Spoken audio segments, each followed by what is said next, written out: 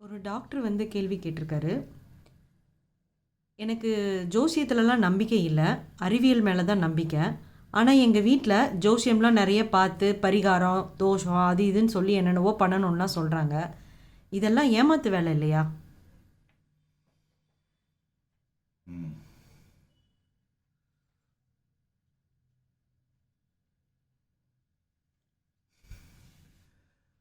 அறிவியல் நம்புறீங்க, ஆனால் ஆன்மீகத்தை நம்பலை.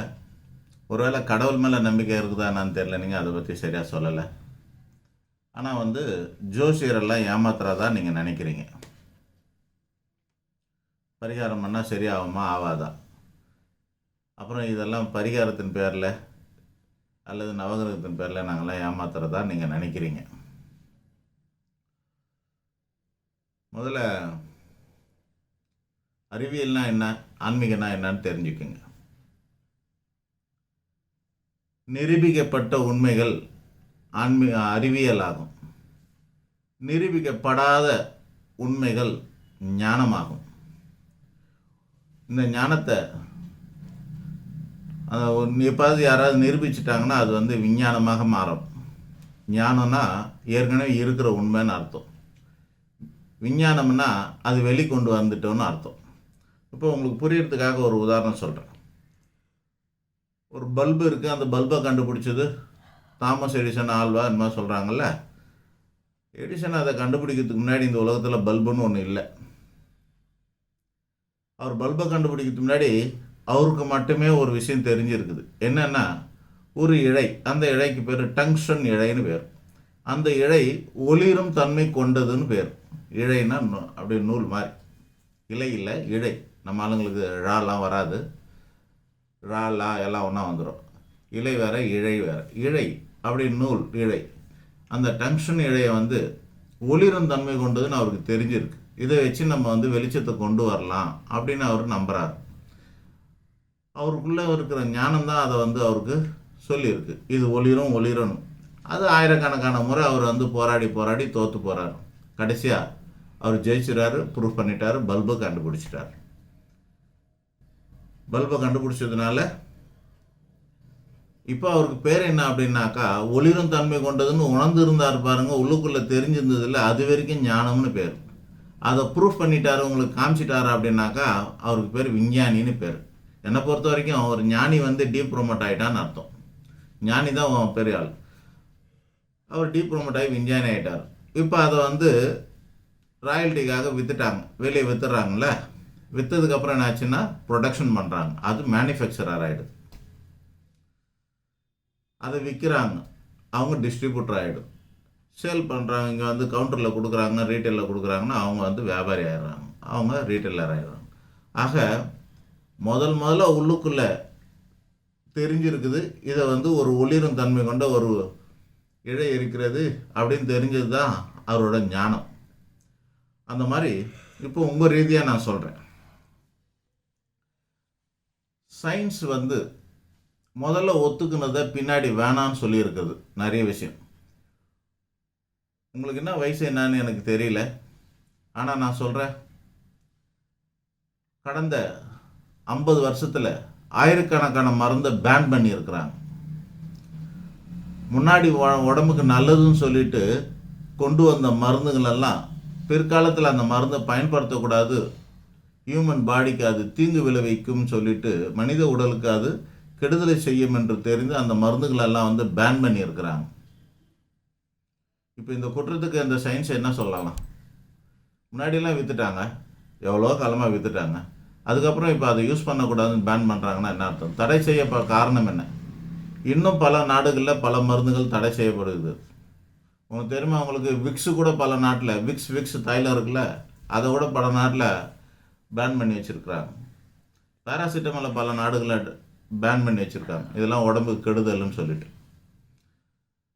ஆக ஏதோ ஒரு ஆன்டிபயோட்டிக் கண்டுபிடிக்கிறாங்க, அந்த ஆன்டிபயோட்டிக் அப்புறமா அது சரியில்லைன்றாங்க, அது யூஸ் பண்ணக்கூடாதுன்றாங்க. அப்போ அவங்க மாறுறாங்க. மாறக்கூடியதாக இருக்கிறது உங்களோட அறிவியல்னு அர்த்தம் ஒரு பக்கம். ரெண்டாவது, நீங்கள் சயின்ஸையே நம்புறவர்னு வச்சுக்கங்களேன். நான் ஆன்மீகத்துக்கு அப்புறம் வரேன். நீங்கள் சயின்ஸையே நம்புறவர் அப்படின்னு வச்சுக்கோங்க. அறிவியலால் முடியும் அப்படின்னா, ஒரு ஆப்ரேஷனுக்கு ஏன் கையெழுத்து வாங்குறீங்க? கையெழுத்து வாங்காமல் நீங்கள் ஆப்ரேஷன் பண்ணிடுவீங்களா? அந்த ரிஸ்க்கை நீங்கள் எடுக்கிறதுக்கு ஏன் தயாராக இல்லை? ஒரு டெலிவரி பார்க்குறாங்க, ப்ரெக்னன்சி டெலிவரிக்கு கையெழுத்து வாங்காமல் ஆப்ரேட் பண்ணுறாங்களா? ஆப்ரேஷன் பண்ணிடுவாங்களா? பண்ண மாதிரி எனக்கு தெரியல. பண்ணுறாங்க. ஏன்னா அந்த ரிஸ்க்குக்கு அவங்க பொறுப்பு இல்லைன்னு தானே நீங்கள் வாங்குறீங்க. ஏன் ரிஸ்க் இருக்குதுன்னு நீங்கள் சொல்கிறீங்க? அது யாரோ ஒருத்தர் தான் அதில் இறக்க போகிறாங்க, இல்லை ஆபத்து ஏற்பட போகுது. 1000ல் 1, 1,00,000ல் 1, இதுதான் அசம்பாவிதம் நடக்க போகிறது. ஆனால் ஆல்மோஸ்ட் அந்த ஆப்ரேஷன் எல்லாம் சக்ஸஸ் தானே ஆகுது.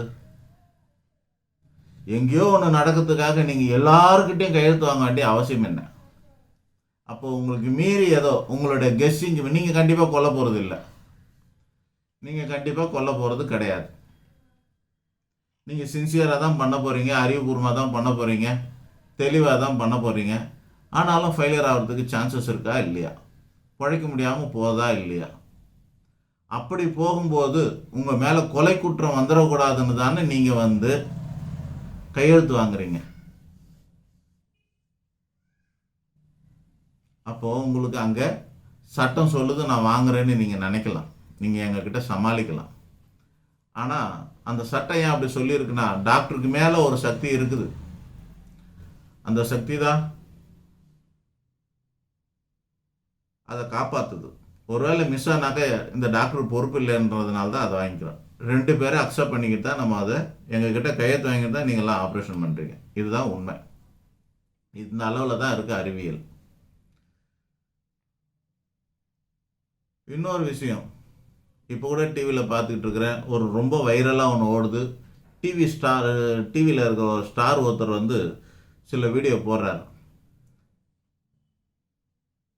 இறந்து போயிடுவாங்கன்னு தெரிஞ்சு ஒரு குழந்தைக்கு 15 நாளுக்கு 10 நாளுக்கு ட்ரீட்மெண்ட் கொடுத்து லட்சமாக சம்பாரிச்சாங்கன்னு. ரமணா படத்தில் வர மாதிரி இறந்து போனவங்களை வச்சு ட்ரீட்மெண்ட் கொடுத்ததா சம்பாதிக்கிற கதையெல்லாம் கூட இருக்குது. ஆக தொழில் நடத்துறது அங்கேயும் இருக்குது. இந்த தொழிலை தெய்வீகமான அல்லது கடவுளாக நினச்சி செய்கிறக்கூடிய இடத்துல தவறும் நடக்குது பாருங்கள். ஆன்மீகத்தில் தவறு இருக்குது, கோயில் நடக்கிற இடத்துல தவறு இருக்குது, ஆப்ரேஷன் நடக்கிற இடத்துல இருக்க தவறு இருக்குது. எத்தனையோ இடத்துல அவங்க சிசரே உள்ளே வச்சு தைச்சறவங்களாம் இருக்கிறாங்க. நம்ம பார்த்துக்கிட்டு தான் இருக்கோம். தப்பாக பண்ணவங்களாம் இருக்குது. ஆக எல்லா இடத்துலையும் தவறு இருக்கும். அது பேர் மைனர். நீங்கள் மைனரை ஃபோக்கஸ் பண்ணக்கூடாது, மேஜர் என்னன்னு தான் பார்க்கணும். சாஸ்திரத்தை நம்பணும். ஒரு மதத்தை நம்புறதா இருந்தால், அதாவது